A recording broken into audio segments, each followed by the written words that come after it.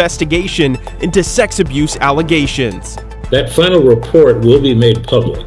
I think it's important for our community to know that. And a bartender left without a home after a devastating fire. It just went up so fast. A warning from firefighters about the appliance that started it. Plus, another microchip maker facing tech industry headwinds. Why a Gresham company is putting its application for millions in federal dollars on hold. And telling you, it's incredible. I'm just going to ride it as long as I can. counting down to the Ducks' date with destiny. Orlando Sanchez checks in from Indy on the eve of the Big Ten Championship.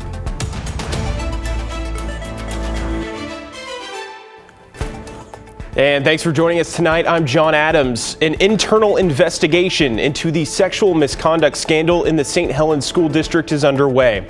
Today, district officials said they want to find out who knew what and when. Here's investigative reporter Kylie Boshi. Amid a firestorm of controversy and the public's demand for answers, the St. Helens School District announced it launched an internal investigation into a sexual misconduct scandal. The investigation will determine what we knew, when we knew it, what we did about it, and when we should have known about it. A crisis management expert hired by the district told reporters the internal investigation will be led by Dave Novotny, a former school superintendent. He'll do a deep dive, conducting interviews, reviewing documents, text messages, and emails before issuing a report within 45 to 60 days. That final report will be made public. I think it's important for our community to know that and to be able to see the details to the extent that we legally can put them in there. The internal investigation will run parallel to the ongoing criminal investigation into two teachers and the high school principal. Choir teacher Eric Stearns and retired math teacher Mark Collins were both arrested on charges of sexually abusing students for years. Principal Catherine Wagner also faces charges for her role in the scandal. She allegedly failed in her duty as a mandatory reporter by not forwarding reports of sexual abuse. All three have pleaded not guilty. The district says it's looking for any new information along with police. We have not identified any additional perpetrators. We are getting uncorroborated yet speculation maybe that there are more victims, but we can't say for sure. The district says it's committed to transparency. Another media briefing is planned for next week, and the acting superintendent has scheduled listening sessions at schools around the district. Kyle Boshi, KGW News. And we'll keep you updated as this story continues to develop. You can get the latest updates both on our website and on our streaming app, KGW+. In your headlines, the Port of Portland has reached a deal with the operators of Terminal 6 to keep international cargo container service open in the Rose City. The terminal handles cargo for some of Oregon's largest companies. Late last summer, the Port of Portland said it was $13 million in the hole and needed millions of dollars from the state to keep running. If not, 700 jobs at the port and more than 800 related jobs would be lost. The tentative deal hinges on $25 million from the state. That's included in Governor Kotek's proposed budget. It would transfer long-term operations of the terminal to Harbor Industrial, who currently operates the terminal in conjunction with the port. Portland police made numerous arrests and recovered a large amount of stolen merchandise in a retail theft mission. On Wednesday, officers targeted businesses in downtown Portland and the Pearl that have been dealing with chronic shoplifting. In all, they arrested 11 people suspected of stealing and recovered more than $2,000 in stolen merchandise. Police say they'll be working with the DA's office to make sure they're prosecuted. Well, today, the U.S. Department of Agriculture announced a new federal order aimed at curbing the spread of bird flu in cows. The new order requires samples of raw milk be sent to the USDA for testing and cow owners to provide information that could be used to trace a possible infection. Unlike a similar order in April, veterinary clinics and laboratories must now report positive results from raw milk samples sent in to the USDA. And good news if you're hoping for some Dungeness crab on your Christmas dinner plate. After a delayed start, Oregon's commercial Dungeness crabbing season will open on December the 16th from Cape Falcon near Manzanita to the California border. In late November, Oregon Fish and Wildlife announced the delay due to low meat yield and a biotoxin that was detected in crabs on the south coast. The opening of the season for areas north of Cape Falcon into southwest Washington is still on hold due to low meat yields. Matt? All right, John, thanks very much. You know what? You may have noticed the high clouds beginning to roll on in today before it got dark. Of course, the beginning of a change in our weather pattern, right? Look at the zoo right now. Very, very festive. Totems all lit up. The Christmas trees lit up. People streaming in for zoo lights. Just a beautiful night. 39 degrees. Sure, it's on the cool side, but it's not raining. Not yet, right? Meanwhile, down at our state's capital, also the trees lit up in their holiday festive lights.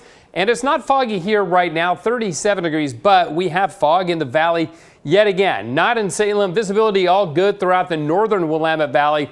Southern Willamette Valley, that is not the case. Down in Eugene, visibility 0.06 miles. That indicates 1/16th of a mile. Really, really thick fog down there right now. Little fog in central Oregon and over on the Ontario area as well. So we've got the fog, no change there. You can see it in the valleys. We still have east winds as well. In the Portland area, they're light, east of 18 over at Troutdale. And then in the gorge, they're still east at 30, 34 miles an hour out in the gorge. So we still have that too, but it is all going to change. The valley fog will lift overnight tonight. The east winds will end tomorrow morning because rain arrives with a strong cold front. We'll let you know what that means for the mountains and the rest of the weekend in a bit. John, back to you. All right, Matt, we'll see you later in the show. Well, a devastating fire left an Oregon City woman without her home for the holidays. Now she's relying on the kindness of neighbors to help her start over. Our Celine Stevens shares her story and the important safety reminder that comes with it. This is what's left of Darlene Lidkey's RV. She's lived here for years until it was destroyed in a fire on Black Friday. Now she's staying with her neighbor as she tries to raise enough money to buy a new home. It just went up so fast. On November 29th, around 11 p.m., Darlene Lidkey says she turned on a propane heater in her RV. She says it was only on for a few minutes when it caught fire. So I threw it out and I got the propane turned off, and then I got the hose disconnected and the fire started to go down. And I was like making sure it went down, and then I heard the popping behind me. That popping coming from the fire spreading to the rest of her RV. When I opened the door back up, it was just fully inflamed. I couldn't even get to my fire extinguisher, and since I didn't have the hot water hooked up, I didn't even have water. She says she ran back inside to get her two cats, Pixie Come here. and Penny. She comes out looking for Penny. Pixie escaped. As for Penny, there's no remains of her in there, so I think she got out too. I just haven't found her yet. Now she's struggling to figure out how to get rid of this RV and trying to raise money through a GoFundMe her son created for her to purchase a new RV. I had a beautiful couch that I just found. I just wallpapered. I just finished wallpapering. Although the case and its cause are still under investigation, the Clackamas Fire District says it's vital to follow all manufacturer instructions on these kind of appliances. Also, the size of a home where a propane appliance is being used matters too, as the limited air in the space can cause big problems. The fire district says the best thing to do if the fire is too big to be put out by an extinguisher is to get out and call 911. Probably just best to use the furnace that comes with the RV, but I was getting that replaced too. So I think that's the lesson for people, is use what's supposed to be in there. Don't add things that aren't supposed to be in there. In Oregon City, Celine Stevens, KGW News. Developing tonight, city staff in Salem are warning about a cougar. This big cat was captured on trail cameras roaming a local park by the Willamette River. Alma McCarty is joining us now with what to do if you encounter this big cat. Alma? Yeah, John, the cougar was spotted in Minto Brown Island Park this week. And if you're in that area, you'll want to be alert around dusk and dawn, since that's when cougars are most active. If you do see it from a distance, you'll want to calmly leave the area. But if you do happen to run into this cougar up close, wildlife experts urge you to stay calm, to maintain eye contact, and to back away slowly. Don't run.